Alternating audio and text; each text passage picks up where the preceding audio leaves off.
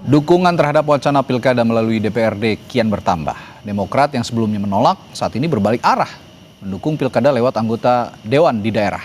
Total saat ini ada 6 partai politik di parlemen, yang artinya ada 6 dari 8 fraksi di DPR yang setuju dengan usulan kepala daerah tidak lagi dipilih oleh rakyat. Lantas, akankah wacana ini terrealisasi dan apakah pilkada lewat DPRD merupakan kemunduran demokrasi? Kita bahas bersama Ahmad Irawan, anggota Komisi 2 DPR RI dari fraksi Partai Golkar yang sudah hadir di studio Orange Kompas TV. Dan juga ada Muhammad Guntur Romli, politisi Partai Demokrasi Indonesia Perjuangan yang hadir melalui sambungan virtual. Selamat malam, Bung Guntur. Ya, selamat malam, Mas. Ya, saya ke Bung Irawan dulu ini ya, sebagai partai yang paling awal sepertinya di periode pemerintahan ini yang mengusulkan kembali untuk ke pilkada dipilih oleh DPRD. Ini kan dukungan bertambah ya berarti. Kalau misalnya Demokrat tadi sudah menyatakan untuk mendorong kembalinya pilkada lewat DPRD. Ini artinya paket undang-undang atau revisi undang-undang politik ya, di dalamnya ada MD3, ada pemilu, pilkada, dan lain-lain. Ini didorong terus di Komisi 2 oleh Partai Golkar. Memang sejak awal kami menyadari bahwa kaitannya dengan pelaksanaan pemilu kita perlu satu perbaikan agar kemudian kualitas demokrasi kita menjadi lebih baik. Okay. Makanya kemudian akses dari perbaikan sistem pemilu ini kan kita berharap kualitas proses check and balance kita baik, kinerja parlemen kita baik, kinerja pemerintahan daerah kita baik, sehingga kualitas program itu bisa baik hasilnya gitu. Okay. Maka kemudian kami melihat bahwa ada satu kepentingan kita untuk memperbaiki hulu dari demokrasi itu sendiri. Nah, salah satu misalnya yang kita berusaha untuk perbaiki adalah pelaksanaan pemilihan kepala daerah yang juga menjadi topik pembicaraan publik akhir-akhir ini. Nah, kami melihat bahwa pelaksanaan pilkada ini kita sebenarnya tidak perlu terjebak lagi pada perdebatan bahwa langsung tidak langsung, terus kemudian demokratis atau tidak kurang demokratis, terus apalagi kurang legitimate dan lain-lain sebagainya. Ini adalah satu perdebatan yang lama sejak awal. Bahkan pada saat perdebatan Undang-Undang Dasar 1945 pada saat dilakukan 4 kali amandemen, MPR pada saat itu sudah memperdebatkan kaitannya dengan apa yang dimaksud dengan demokratis yang dimaksud dalam pasal 18 ayat 4 itu. Jadi apakah kemudian pemilihannya dilangsungkan dilangsungkan di DPRD yang merupakan wakil-wakil rakyat yang dipilih melalui pemilu, atau kemudian berlangsung seperti sekarang melalui proses langsung dipilih oleh rakyat, itu sebenarnya sama konstitusionalnya gitu. Oke, tapi bukankah apa yang Anda katakan hulunya dari demokrasi itu kita kenal sejak era reformasi itu adalah rakyat sendiri yang memilih langsung pemimpinnya yang dinamakan one man one vote termasuk di pilkada? Untuk one man one vote, kalau kita bicara konteks kesejarahan atau original intent dari Undang-Undang Dasar 1945 itu adalah pelaksanaan pemilihan legislatif dan kemudian pelaksanaan pemilihan presiden dan wakil presiden. Untuk kaitannya pemilihan kepala daerah, memang sejak awal kita menyadari bahwa nggak bisa one size fit all, karena ada daerah-daerah kita pada saat itu yang satu statusnya sebagai daerah khusus, yang kedua adalah sebagai daerah istimewa. Pada saat itu kita bicara konteks Kesultanan Jogja, apakah pada saat itu harus dipilih langsung oleh rakyat. Kemudian juga kita memperdebatkan pada saat dilakukan amandemen Undang-Undang Dasar, apakah kemudian dengan fenomena pada saat itu gubernur sebagai kepala daerah atau wakil dari pemerintah pusat yang ada daerah. Jadi semua hal yang diperdebatkan publik pada hari ini itu telah disadari sejak awal oleh perumus Undang-Undang Dasar 1945. Tapi bagi kami bahwa dialog-dialog seperti ini, diskusi-diskusi seperti ini penting dan sangat bagus, dan kami sangat mengapresiasinya. Oke, saya ke Mas Guntur. Mas Guntur, kalau dari PDI Perjuangan, bagaimana sikapnya sejauh ini? Saya tahu memang selama ini berseberangan dengan konsep ini.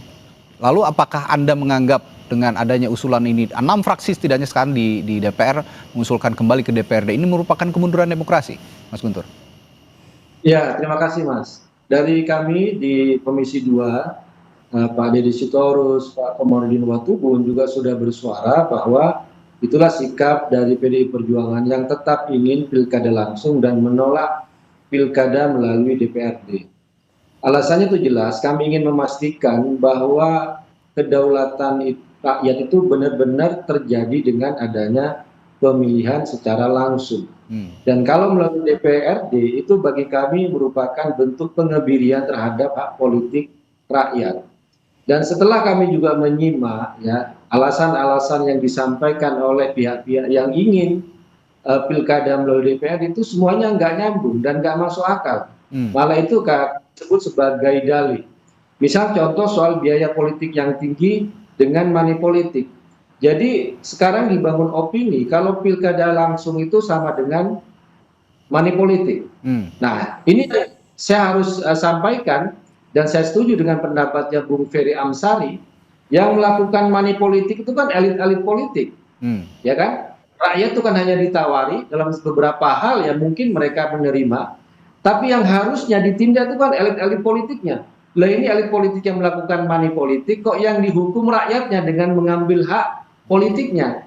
Itu alasan bagi kami memang nggak nyambung antara pilkada langsung dengan persoalan money politik. Terus yang kedua juga adalah pemilihan langsung itu ada salah satu cara untuk meminimalisir money politik. Amat sangat sulit saya melakukan money politik terhadap pemilih misalnya yang 1 juta misalnya dengan DPT-nya daripada pemilihan itu hanya mengandalkan 45 orang sampai 50 orang misalnya dalam konteks di kabupaten ya DPRD kabupaten atau kota. Itu kan sangat mudah untuk mengendalikan 45 sama 50 orang dengan money politik, dengan intimidasi dan sebagainya. Kalau pemilihan langsung itu malah lebih sulit sebenarnya. Nah persoalannya kenapa di sini terjadi ya karena tidak ada penegakan hukum. Penyelenggara yang harusnya netral tidak netral. Penegak hukum yang harusnya melakukan penegakan hukum tapi tidak melakukan malah mungkin juga bisa terlibat dalam beberapa hal. Jadi persoalannya itu bukan kepada sistem tapi kepada pelaksanaan. Nah kemudian persoalan yang paling penting menurut kami adalah juga persoalan legitimasi. Ya pemimpin daerah itu membutuhkan dukungan yang kuat dari rakyat.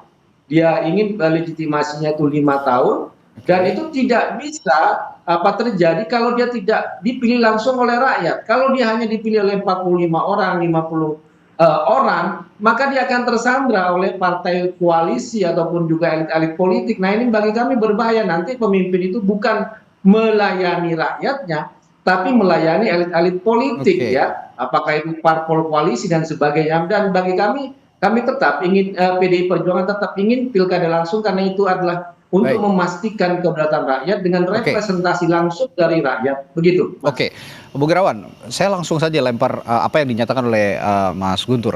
Kalau dipilih oleh DPRD, ya kepentingan orang-orang di DPRD lah yang akan dilihat oleh kepala daerahnya, bukan kepentingan rakyatnya secara langsung. Meskipun katanya DPRD ini perwakilan rakyat, tapi ya kita tahu permainan di DPRD juga terkadang lebih tidak mengedepankan begitu kepentingan rakyat, tapi hanya kepentingan elit. Pertama itu, dan kedua tadi tidak masuk akal ketika yang melakukan praktik money politiknya itu adalah elit, tapi yang diubah adalah sistem pemilihan yang melibatkan publik, melibatkan rakyat. Bagaimana ini? Ya itu kan satu sikap pandangan prejudice terhadap bangunan sistem yang itu sebenarnya konstitusional dan Undang-Undang Dasar 1945 itu membolehkan hal tersebut. Jadi sebenarnya tadi saya memulai dengan sejarah konstitusi kita, kemudian teks konstitusi kita mengatakan bahwa itu konstitusional dan sah. Tapi yang disampaikan oleh rekan kami Pak Guntur Romli tadi kaitannya dengan realita politik pilkada pada saat dipraktekkan, itu juga sebenarnya banyak juga ekses negatif yang sebenarnya kami bisa sampaikan hal tersebut. Misalnya kaitannya tadi bahwa dikatakan pelaku money politiknya adalah elit gitu. Tetapi ini berdampak pada sikap masyarakat kita yang menjadi permisif terhadap politik uang. Itu yang terjadi. Kami tidak, kalau masyarakat sedang butuh ya mau nggak mau menerima, tapi urusan pilihan itu urusan lain. Nah gitu. itu yang kemudian itu kan yang membuat kos juga jadi mahal akhirnya. Itu yang kami menganggap bahwa spiritnya ini penyebaran dari perilaku money politik ini bisa merusak bangsa dan negara kita. Jadi membuat negara kita menjadi rentan karena perilaku politik uang yang itu menyebar gitu loh. Oke. Itu satu. Kedua adalah kohesivitas masyarakat antar tetangga, antar desa dan lain-lain. Itu bisa Oke, bermusuhan peta karena konflik, perbedaan pilihan politik. Yang ketiga adalah misalnya pemimpin yang dilahirkan. Terus kemudian program-program yang juga menjadi evaluasi kita, banyak program-program yang tidak berkualitas karena lahir dari proses yang sulit dan mahal proses politiknya, tetapi kualitas kepemimpinan yang dihasilkan tidak seperti ekspektasi kita gitu. Maka kemudian sejak awal Partai Golkar melihat bahwa proses pilkada apakah itu dilaksanakan langsung, tidak langsung oleh DPRD, itu sama sekali tidak mengebiri hak-hak rakyat, dan kami melihat bahwa ini adalah sebagai satu instrumen kita dalam mencapai tujuan nasional tadi itu gitu. Jadi demokratis itu jangan sebatas dimaknai adalah sebatas langsung tidak langsung kemudian kita mengatakan ini legitimate tidak legitimate, tetapi pemilu itu, pemilihan pemimpin itu ada banyak prinsip-prinsip jujur, adil, terbuka dan lain-lain sebagainya. Ini yang harus kita kembangkan dan bangun institusinya. Saya yakin Pak Guntur juga akan punya jawaban lagi soal kos politik tadi yang sudah dijelaskan oleh Bung Irawan. Ditambah juga tadi ada indikasi peta konflik jika pilkada dilangsungkan atau dipilih langsung oleh rakyat. Nah, saya akan tanyakan hal itu, bagaimana PDI Perjuangan menjawab soal peta konflik terutama karena memang pilkada di Indonesia seringkali berujung pada kerusuhan, pada peta konflik, saling serang antar pendukung dan lain-lain. Saya akan tanyakan itu sesaat lagi di Sapa Indonesia Malam. Tetap bersama kami. Kita lanjutkan perbincangan soal wacana pilkada dikembalikan ke masa lampau, yakni dipilih kembali oleh DPRD. Tadi saya bertanya ke Pak Guntur Romli dari PDI Perjuangan.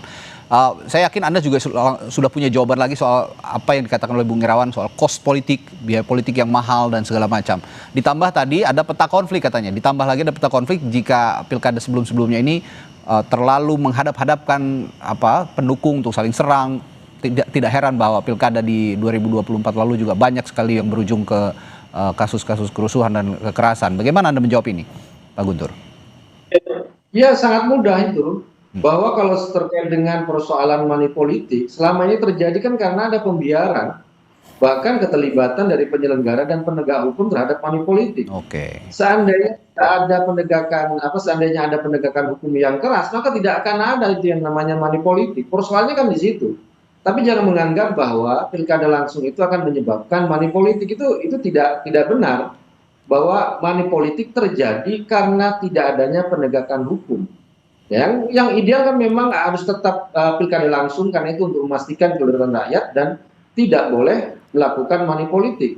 Kemudian juga terkait misalnya konflik, itu kan juga ada dalam aturan undang-undang bahwa tidak boleh kita melakukan penghinaan terhadap isu-isu sara misalnya, ataupun melakukan kampanye di rumah ibadah, lembaga pendidikan. Nah, kalau aturan-aturan itu dipatuhi dan penegakan hukum itu kuat, maka tidak akan terjadi yang namanya saling ejek, merendahkan. Itu kan masuk dalam delik pidana, pidana pemilu kalau misalnya. Tapi kemudian kenapa ini masih terus terjadi, Pak Guntur? Ya. Tapi kemudian kenapa ini masih terus terjadi begitu? Ya karena kami lihat di situ persoalannya adalah penegakan hukum, gitu loh. Penyelenggaranya tidak tegas, malah membiarkan, atau malah dia juga ikut korup, dia memang disogok untuk tidak melakukan penegakan hukum atau malah terlibat dalam rekayasa dari pemilihan itu sendiri.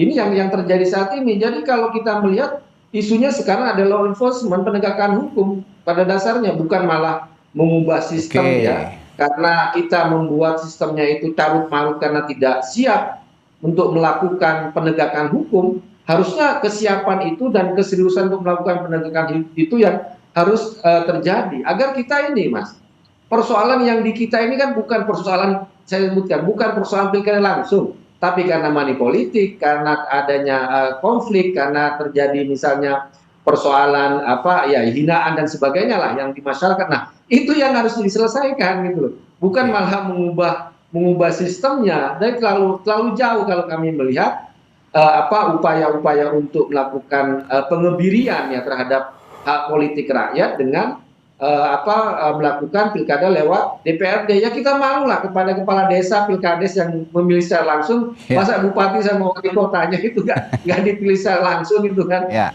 Padahal itu untuk skop yang lebih besar gitu lah Mas. Oke, ini Gitu. ini bukan masalah sistem tapi masalah penegakan hukum. Sepertinya memang simetris dengan apa yang dialami akhir-akhir ini. Ada yang mau ditambahkan, Pak Guntur? Silakan. Iya, bagi kami tetap kalau PDI Perjuangan ingin pilkada itu langsung ya, karena pertama ini persoalan untuk memastikan kedaulatan rakyat dan menghargai hak politik rakyat, dan itu tidak boleh dikebirin, itu tidak boleh dicabut, itu tidak boleh dibegal ya, dengan alasan hanya karena persoalan money politik atau persoalan tentang biaya politik yang tinggi. Makanya di PDI Perjuangan nggak ada istilah misalnya mahar politik ya. Orang meminta rekomendasi kemudian membayar mahar, ya itu tidak terjadi. Kenapa? Karena PDI Perjuangan lebih memprioritaskan kadernya sendiri untuk maju, ya kan? Bisa kalau bukan kader, kami juga nggak minta mahar, bisa dicek kepada Mualim Gubernur Aceh yang juga direkomendasikan oleh PDI Perjuangan, nggak bayar apapun. Ini untuk salah satu contoh untuk meminimalisir yang disebut dengan biaya politik gitu loh. Prof Mahfud MD menjadi cawapresnya Mas Ganjar nggak bayar sedikit pun. Ini cara untuk meminimalisir yang disebut dengan biaya politik gitu loh. Dengan cara kaderisasi dan memberikan rekomendasi yang tepat, bukan berdasarkan berapa harganya. Nah ini cara Mas. Kemudian yang lain tentu saja adalah terkait dengan memastikan bahwa pilkada ini benar-benar bersih dari yang namanya money politik ya, dari isu-isu gangguan isu sara. Kalau kita melihat kan sebenarnya perkembangan pilkada ini semakin lama ya, kita melihat isu-isu sara, kalau ada penindakan itu akan masyarakat pun akan lebih tertib. Nah masalahnya kan ini pembiaran Mas. Kenapa ada amplop beredar? Karena dibiarin beredar. Nah, itu menurut kami. Nah gitu ini selanjutnya kalau gitu kita mari bicara solusi. Bung Irawan, kalau memang Anda katakan tadi kos politik itu atau money politik itu berasal dari elit yang memberikan kepada rakyat dan rakyatnya juga menerima, tapi kan selama ini ada terjadi pembiaran dan itu harus kita akui terjadi di beberapa daerah saat pilkada. Ketika penegakan hukum pemilu tidak ditegakkan, ya tidak akan ada berhentinya begitu elit memberikan uang misalnya menjelang pilkada dan rakyat juga menerima. Yang disalahkan lagi-lagi yang di bawah, rakyatnya, yang memilihnya begitu, bukan lagi elit-elit yang memberikan money politik. Saya lihat tidak ada sanksi hukum yang tegas begitu dalam penegakan hukum pemilu kita saat pilkada lalu. Jadi sebenarnya tidak ada yang menyalahkan rakyat. Yang kita salahkan itu adalah adanya perilaku politik uang dalam pelaksanaan pilkada kita. Jadi baik pemberi ataupun penerima ya sama-sama salahnya gitu. Nah, namun kemudian yang menjadi persoalan adalah ruang lingkup dan luasan dari fenomena politik uang itu semakin menyebar sampai ke unit-unit terkecil, kelompok sosial kemasyarakatan kita sampai di desa-desa. Dan ini juga menjadi akar utama awal mula perilaku korup kan akhirnya pejabat itu. Iya, makanya ini kan satu relasi sebab akibat gitu. Itu yang kami kemudian harus mencari solusi bahwa tidak boleh lagi ke depan kepala-kepala daerah itu tertangkap tangan dianggap terlibat kasus korupsi karena ada intensi untuk mengembalikan biaya politik yang dikeluarkan pada saat pelaksanaan pilkada. Dan kalau kita melihat data yang pengungkapan kasus korupsi di KPK itu kerugian negara telah mencapai hampir 300 triliun dari perilaku korupsi yang ada di daerah tersebut. Itu satu. Yang kedua adalah yang saya ingin menyampaikan kaitannya dengan fenomena penegakan hukum pemilu kita. Kita dalam melihat fenomena ini itu nggak boleh bersikap naif gitu. Naif bahwa ini hanya misalnya kaitannya dengan penegakan hukum kita yang lemah dan lain-lain sebagainya. Itu menurut saya kita memandang persoalan itu tidak bijaksana gitu, bahwa kita hanya menyalahkan Bawaslunya, kemudian kepolisiannya, kemudian kejaksaannya, karena mereka adalah primus inter pares dalam penegakan hukum pemilu ini gitu. Jadi padahal pelakunya ya termasuk mungkin kawan-kawan Pak Guntur juga.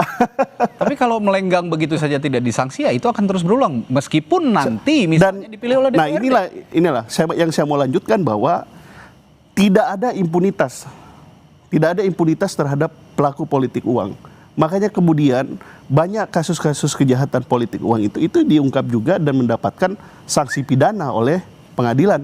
Bahkan karena perilaku politik uang ini, ada beberapa pilkada dilakukan PSU berdasarkan putusan Mahkamah Konstitusi karena terbukti terjadi politik uang, seperti putusan MK yang paling terakhir adalah terkait dengan Pilkada Barito Utara, karena itu nilai politik uangnya sangat besar gitu. Nah makanya kemudian bahwa ini kita nggak boleh hanya memperbaiki di hilirnya, tapi di hulunya. Makanya kemudian kami ingin mendorong satu perbaikan yang komprehensif sampai kaitannya tadi undang-undang pemerintahan desa, undang-undang MD3 kita, undang-undang pemilu kita, undang-undang terkait dengan pilkada kita, semuanya kami ingin dorong perbaikan gitu.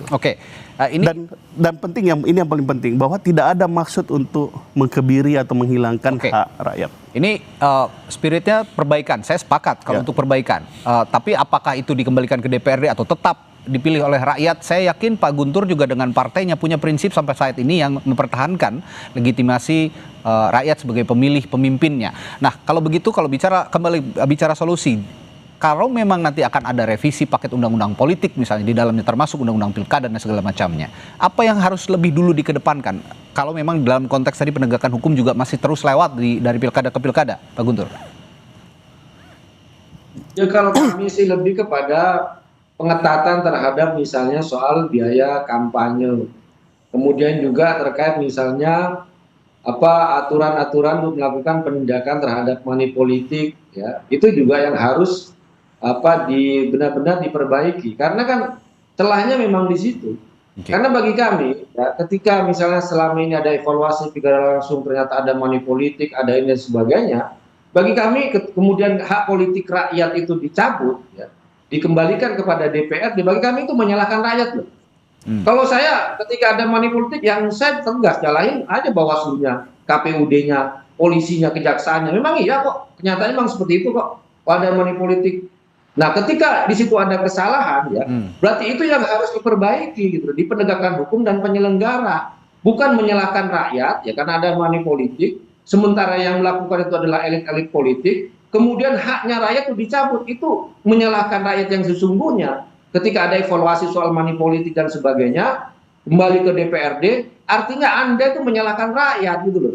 Bahwa money politik dianggap rakyat yang bertanggung jawab, makanya mereka nggak boleh milih lagi, kan itu sebenarnya. Apa dari pola pikir yang mau dibangun saat ini dengan wacana-wacana tuntutan untuk mengembalikan pilkada itu melalui DPRD. Itu jelas menyalahkan rakyat. Bagi kami seperti itu. At very last, terakhir singkat saja, kalau gitu kan sekarang posisi PDIP di DPRD sudah agak sedikit masih outnumbered begitu.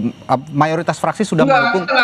Apa yang akan dilakukan fraksi PDI Perjuangan kalau begitu di parlemen? Kemudian kalau di Waktu pun sudah jelas. Kami itu menolak pilkada melalui DPRD. Begitu. Baik, itu sikap PDI Perjuangan, kita hormati, dan ini masih bergulir. Tentu saja saya tahu kalau dibawa ke balik ya, itu cerita kalau soal seperti itu. Baik, tentu saja ini nanti masih bergulir, akan ada tentu saja lobby-lobby politik lagi. Apakah nanti akan ada yang berbelok arah lagi ke depannya terkait pembahasan undang-undang pilkada, terutama pemilihan lewat DPRD ataukah lewat rakyat langsung? Kita akan tunggu lebih lanjut nanti di parlemen. Terima kasih Pak Guntur Romli dari PDI Perjuangan dan juga Bung Irawan sudah bergabung dari Partai Golkar juga di Sapa Indonesia Malam. Sampai jumpa lagi, sehat selalu Bapak-bapak.